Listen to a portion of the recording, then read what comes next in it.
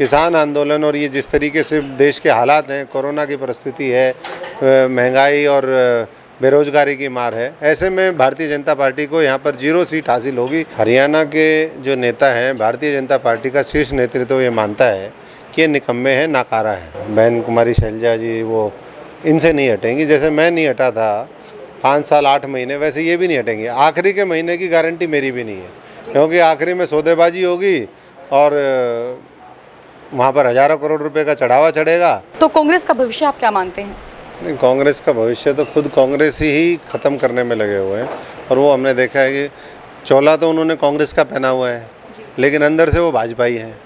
नमस्कार, मैं हूं सौम्या माथुर और आप देख रहे हैं रिपब्लिक हरियाणा। फिलहाल हमारी टीम मौजूद है अपना भारत मोर्चा के संस्थापक डॉक्टर अशोक तंवर के साथ। जिस तरह की कांग्रेस में अब फिलहाल सुर्खियां निकलकर सामने आ रही है, इस पर भी हम लोग चर्चा करेंगे। और जैसे कल ही मोदी मंत्रिमंडल का विस्तार हुआ है, इस पर ये किस तरह की प्रतिक्रिया हमें देते हैं, इस पर भी चर्चा करेंगे। सर, सबसे पहले आपका वेलकम है हमारे चैनल रिपब्लिक हरियाणा में। बहुत बहुत धन्यवाद। सर, सबसे पहले जानना चाहूँगी कि जैसे अब कांग्रेस की अगर हम लोग बात करें, आपने प्रेस कॉन्फ्रेंस के माध्यम से भी कहा कि बहुत बड़ी गुटबाजी जो है कांग्रेस में देखने को मिल रही है, तो कांग्रेस का भविष्य आप क्या मानते हैं?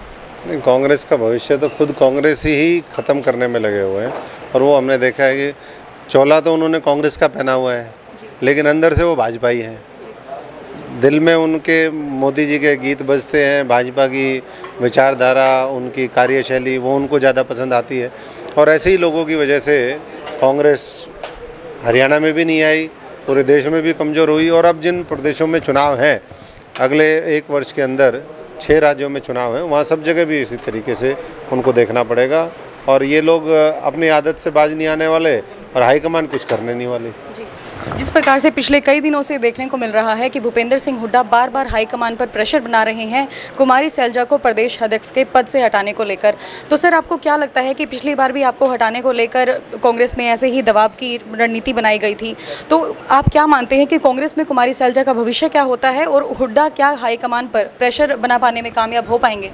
देखिए, अपनी वो तो कोशिश कर ही रहे हैं, लेकिन बहन कुमारी शैलजा जी वो इनसे नहीं हटेंगी। जैसे मैं नहीं हटा था 5 साल 8 महीने, वैसे ये भी नहीं हटेंगे। आखिरी के महीने की गारंटी मेरी भी नहीं है, क्योंकि आखिरी में सौदेबाजी होगी और वहाँ पर हज़ारों करोड़ रुपए का चढ़ावा चढ़ेगा और शहादत हो जाएगी। तो इसलिए अभी तो इनसे कुछ नहीं होने वाला, ये ऐसे ही करते रहेंगे। और हो सकता है इस बीच में पार्टी भी बना ले, क्योंकि भारतीय जनता पार्टी वो पहले भी पार्टी बनवाना चाहती थी इन लोगों से, इसीलिए हमेशा ये कांग्रेस को कमज़ोर करने का काम करते थे पिछले 5 साल। और अभी भी वही रणनीति भारतीय जनता पार्टी की है।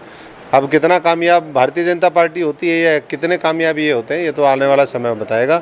लेकिन मेरा ये मानना है कि कुमारी शैलजा कंटिन्यू करेंगी और ये इसी तरीके से एडी चोटी का जोर लगाएंगे, जूते घिसवाएंगे, नाक रगड़ेंगे, फिर भी कुछ नहीं होगा। जिस प्रकार से पिछले दिनों कयास लगाए जा रहे थे कि जब मोदी मंत्रिमंडल का विस्तार होगा तो सांसद सुनीता दुग्गल और साथ में हिसार से सांसद जो बृजेंद्र सिंह हैं उनको पद दिया जा सकता है, लेकिन उन्हें कल कोई भी पद नहीं दिया गया। इस पर आप अपनी प्रतिक्रिया क्या देना चाहेंगे सर? हरियाणा के जो नेता हैं, भारतीय जनता पार्टी का शीर्ष नेतृत्व ये मानता है कि ये निकम्मे हैं, नाकारा हैं।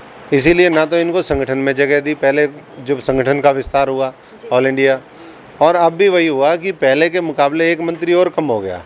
किसी का एलिवेशन नहीं हुआ। जो 2 मंत्री हैं वो वहीं के वहीं हैं, बेचारे गए तो इसलिए थे कि हम कैबिनेट मंत्री बनेंगे, लेकिन अंत में वही नतीजा कुछ निकला नहीं। दुर्भाग्यपूर्ण है ये कि हरियाणा की अनदेखी हो रही है, लेकिन उसका कारण भी एक और भी है कि उनको पता है कि आने वाले समय में किसान आंदोलन और ये जिस तरीके से देश के हालात हैं, कोरोना की परिस्थिति है, महंगाई और बेरोजगारी की मार है, ऐसे में भारतीय जनता पार्टी को यहाँ पर 0 सीट हासिल होगी। तो क्यों इन लोगों को कुर्सी भी क्यों तोड़वाई इनसे? अपना भारत मोर्चा किस तरह की रणनीति लेकर चल रहा है सर? अच्छे लोगों को जोड़ करके एक नया विकल्प हम लोग तैयार कर रहे हैं और वो विकल्प तैयार होगा आने वाले समय में। और मैं तो सबसे अपील करता हूँ कि जो देश को बचाना चाहते हैं, इस प्रदेश के बारे में सोचते हैं, समाज के हर वर्ग के बारे में चिंतित हैं, संवेदनशील हैं, उन तमाम साथियों को देश में भी और हरियाणा प्रदेश में भी इस मोर्चे का अभिन्न हिस्सा बन करके मोर्चे को मजबूत करना चाहिए, क्योंकि एक न्यूट्रल प्लेटफॉर्म है अच्छे लोगों को आगे लाने के लिए। किसान आंदोलन की यदि हम लोग बात करें तो बहुत महीने हो चुके हैं किसान आंदोलन को चलते हुए, तो सर आपको क्या लगता है कि जो किसान है वो सरकार पर दबाव बना पाएंगे और जो सरकार है क्या वो अपने 3 कृषि कानूनों को वापस ले पाएगी? देखिए दबाव तो बना रहे हैं, लेकिन सरकार लेगी नहीं लेगी, हमें तो ये है कि लेना चाहिए सरकार को। जी। लेकिन कल के रिशफल के बाद जो फेरबदल हुआ केंद्रीय मंत्रिमंडल में, उससे लगता नहीं कि सरकार इस मामले के ऊपर गंभीर है। नहीं तो कई मंत्री, 12 मंत्री हटाए गए, बहुत से नए क्रूशियल मिनिस्ट्रीज बदले गए, शिक्षा, स्वास्थ्य, लॉ, IT, कई और मंत्रालय बदले। लेकिन जिन लोगों ने ये कानून जो लेकर के आए, कृषि कानून इनको बोलते, लेकिन ये आए कॉमर्स एंड इंडस्ट्री मिनिस्ट्री के तहत ये तीनों कानून, वो दोनों के मंत्री उसी तरीके से बरकरार हैं। तो उम्मीद कम है, लेकिन जंग जारी रहनी चाहिए, और जब लड़ाई लड़ते हैं तो निश्चित तौर पर सफलता मिलती है। बहुत बहुत धन्यवाद सर। धन्यवाद।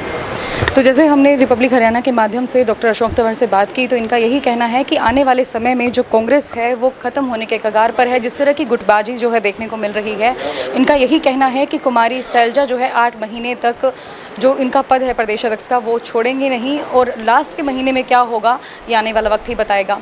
रिपब्लिक हरियाणा यदि आप देख पा रही हैं तो इसके साथ जुड़े रहिए, और इसी के साथ मुझे दीजिए इजाज़त। नमस्कार।